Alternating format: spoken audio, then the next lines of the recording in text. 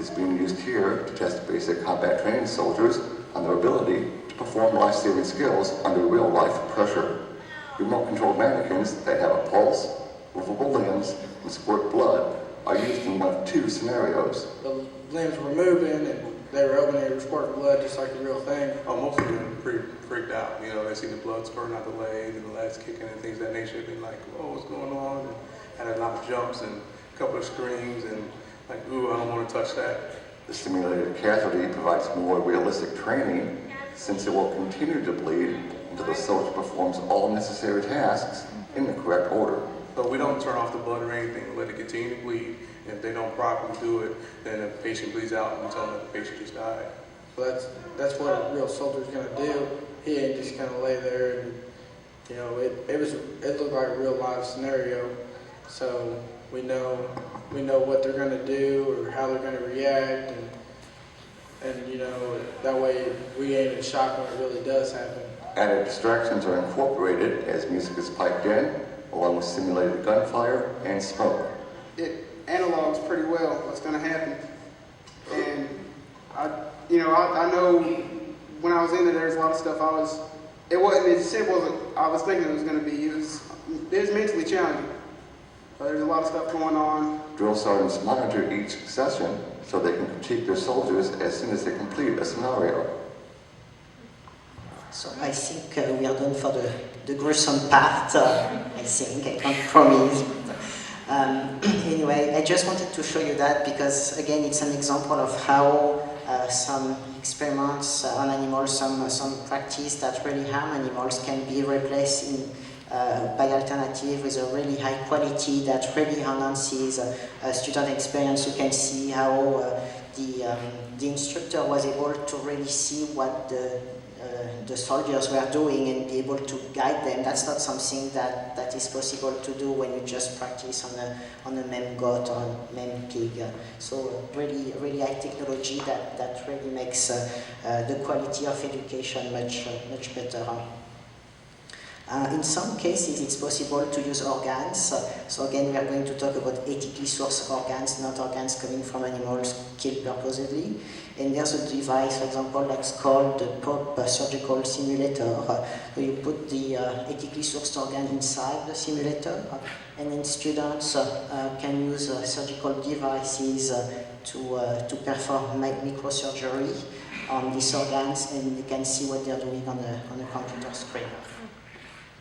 And in some cases, it's even possible to use live, whole bodies and not just organs.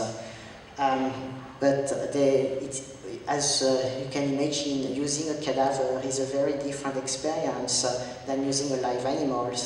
And there's a technology that I discovered a few years ago that is actually amazing, and I think it's going to be bloody again. I'm sorry, I had forgotten that one. So it's a neurosurgeon from Syria who invented that system. It's basically very simple. It's a pump that is linked to a system of fake blood and can be linked to organs or even full bodies. And it's really amazing when you see it because it really makes the whole body goes back to life. It's really incredible, and I'm going to show you. So that's that surgeon performing surgery on some part of the brain, and that's on the cadaver. So it's pretty good for people who need to practice these skills. But it's really dry. You can see the tissues have a weird color, and it's not really what they would expect, and there's no blood flow. And that's the surgery they do using that simulator that pump fake blood for the body. And it's actually so realistic that this doctor who invented the technique showed it to other colleagues, and the colleagues were not able to say that it was a fake living being. They didn't know that it was made from a cadaver with fake blood and a pump. So again, like an extremely useful alternative that can be used to help students for their education. Okay, so computer simulations are another type that all of you can think about when you talk about replacing dissections, and there are many dissection softwares now. This one is quite simple. It provides students with the possibility to perform virtual dissection. So students have a virtual scalpel and they just practice the dissection with guided commands, and they can find videos as well to help them visualize what they're doing. And what's interesting with this type of programs is that often they are much more encompassing than the simple dissection. So for example, when they look at a structure like the heart, when they're dissecting the heart, they can press on the program to be able to visualize the function of the heart. So you have some animations that explain how things work. So it really enhances the quality of education because it allows to make the link between the organs and the structure of the body and the function of the body. Something that generally you don't do during a traditional dissection. And also, for example, with this program, there's a module of ecology. So not only you look at the individual itself and how the organs work inside the body, but you also link the individual with the whole environment. So it's a very global approach to life sciences. That's another type of dissection that can be done for this type of software. This one is quite more evolved. Instead of dissecting with a virtual scalpel, you actually have a process of visualization when you can remove layers of skin after layers of skin. So basically it's like seeing the whole body through a process of transparency, which is quite amazing technology and also really allows to see how all the organs are connected.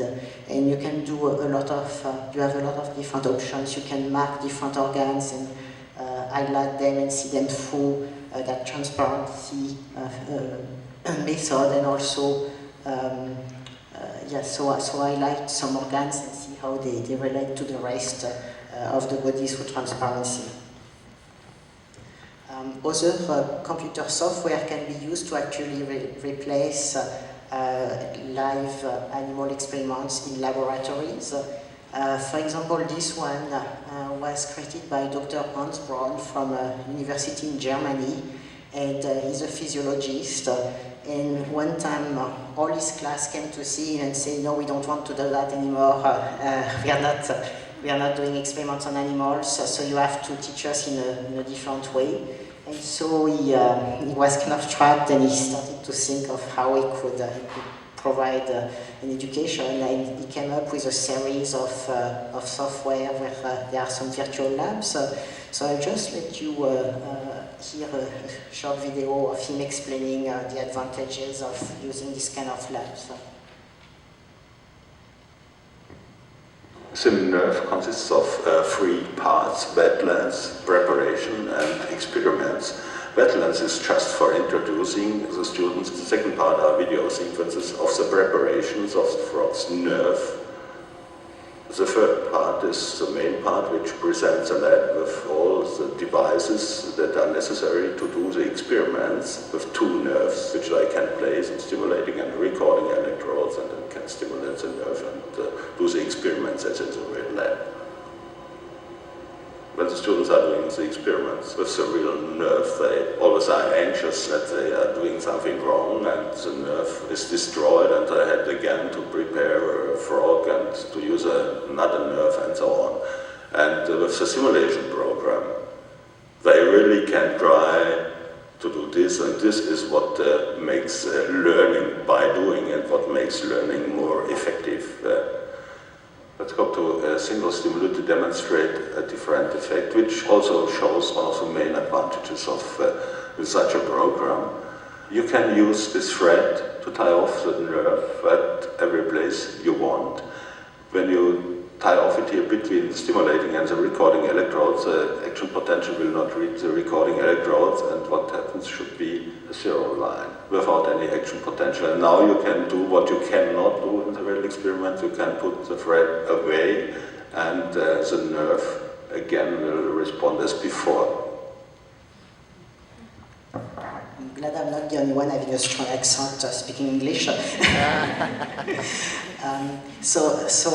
think I wanted to show you that clip because it really emphasizes again one of the very advantages of computer simulations like that and these virtual labs is that you don't have all the wasted time trying to prepare the nerves or the body part that you need, and then if it doesn't work you're wasting more time, or sometimes you just can't do it because typically there's only one animal per group. So you don't have to worry about all of this, and that frees a lot of time for doing many experiments, trying different options, so you can learn many more things in the same time frame, and also you can try a lot of different things, and if it doesn't work, you just try again. You don't have to worry about the nerve drying or anything like that. With Interniche, we've been really trying to get this kind of programs implemented in many schools and universities across the world. And we've had an award that helps teachers and educators develop this kind of alternatives. This is one example. It was a software to replace pharmacology laboratories, and we distributed that during a tour in India. We distributed 4,000 copies of it. We were training the teachers at the same time on how to use them, and we calculated that we saved 1,600 animals as three universities per year, and that overall across India it was about 10 to 100 animals, times more animals that were saved. So really there's a lot of power using these alternatives to get rid of harmful animal use in education.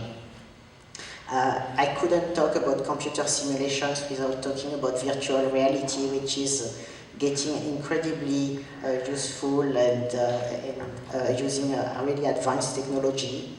So one of the technology that is used now, and it's getting increasingly used across the world, is called haptic technology. So haptic means sense of touch, and basically it's computer programs that allow us to recreate the feelings of touching things, so body organs or anything you can imagine. So that was, we had a conference in Norway a few years ago, and we demonstrated alternatives to people, and that was one of them. So here you have a platform with holes, and the holes are supposed to represent holes that would go into the body for surgery, for microsurgery, and these are the surgery device. And the person is performing the surgery through this device, seeing what he's doing on a computer screen. And what is really impressive is that he's really feeling as if he was performing on a real body. So it feels the elasticity of the body, it feels the resistance of it. I'll just show you what it looks like on some of this simulation. So you can really see how elastic and slimy it is, and you really feel it with your hands when you're performing it. And then you have some guided explanation for the students. So for example, this one. The scene consists of a part of the womb and a fallopian tube with an ectopic pregnancy that should be extracted using the available instruments. So the students are giving directions, and they are told which kind of instrument they should use for the surgery, and then they just can practice. And so not only you have the incredible feeling as if you were doing exactly on a real body, but you can see how the images are extremely realistic. You can even see some blood here happening as you perform the surgery. So it's really, really incredible. It's been used more and more.